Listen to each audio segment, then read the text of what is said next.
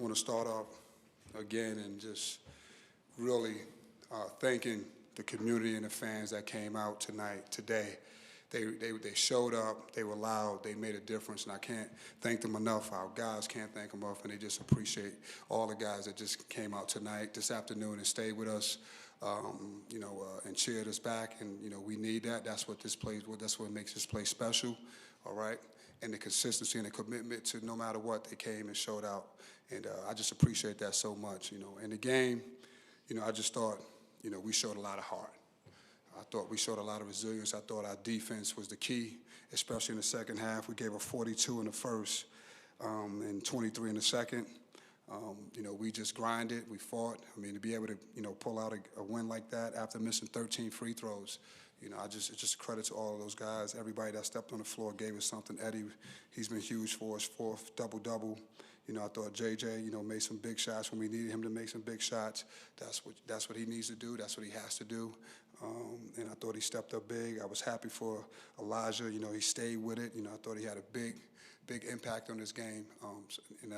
Just being able to stay with it. Kyle Cuff, he always brings something. He comes in, he fights, he battles. Again, I can go all down the line of all these guys that stepped on the court. But I'm just so proud of the way they defended, the way they were tough, the way they were resilient. Through everything that's going on right now, you couldn't tell whatever our record was. These guys came out here and they played hard and they played tough, and and that's how it has to be going forward. Questions? What was your message at halftime that kind of led to the defensive intensity in the second half? It was really, before the game, we talked about choices. Everyone has choices when you wake up in the morning. We talked about, you can choose to defend. You can choose to get the 50-50 balls. You can choose to make that extra run, that extra rotation, all right? And we all took a moment of silence and thought about that, and then when we came in the second half, they battled back. I said, you guys made the decision to start doing those things probably 10 minutes into the first half. We got to continue those going into the second half. Adrian, obviously Burton was really good in the first half, and you had Lucas Sonderman and Kyle. How were they able to neutralize him in the second half? Well, we made a little tweak. We started, giving him some extra attention, putting some extra help on him a little bit, kind of a spy. And, even with all that was going on in the first half, the biggest thing about Notre Dame is their ability to make threes.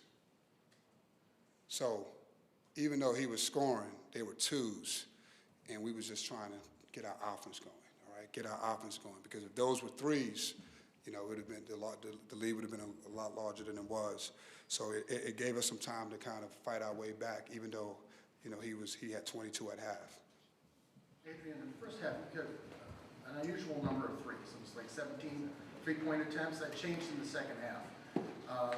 Was the number of threes in the first half not what you wanted? And then could you talk about the change?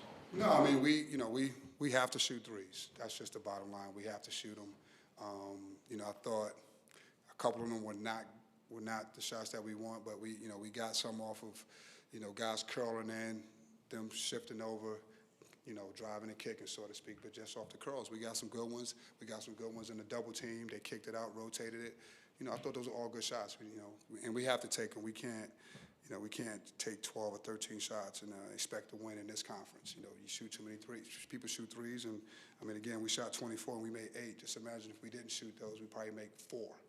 Right? That's the difference. So you got to shoot them.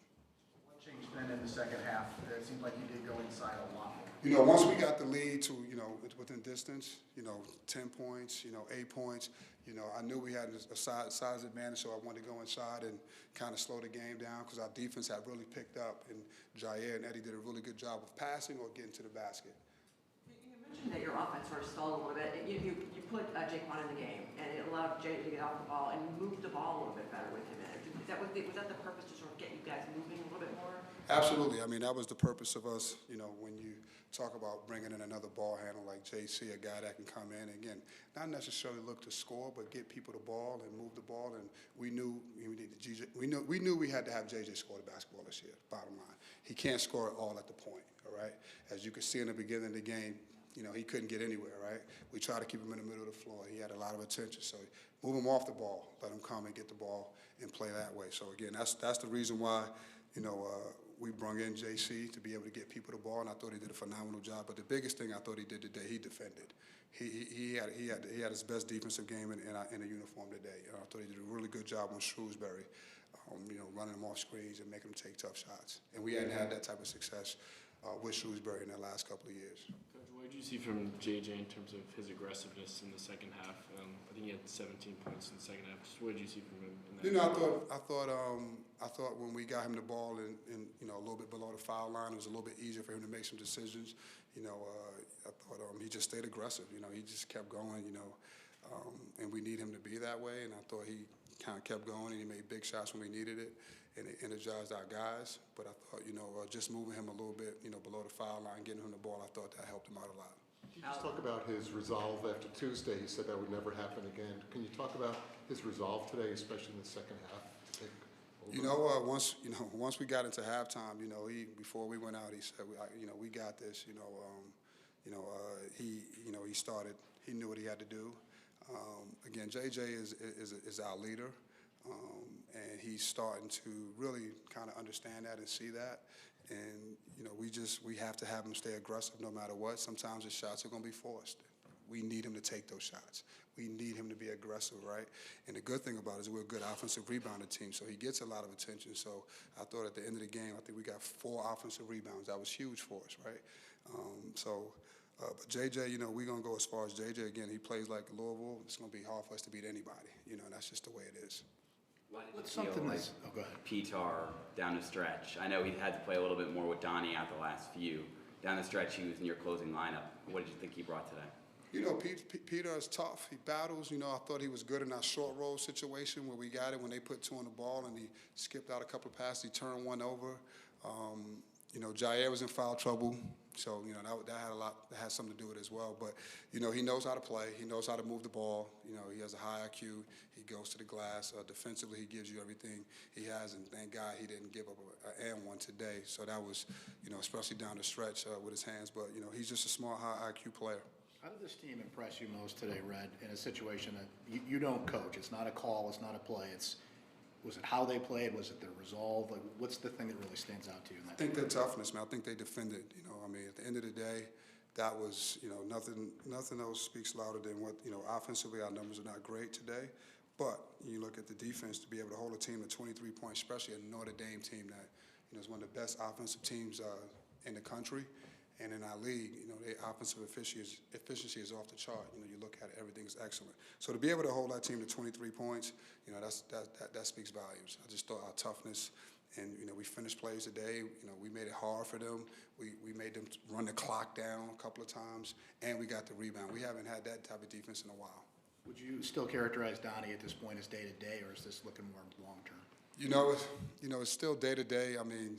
It's one of those things where, it's kind of like when we had JJ. Like, it can happen.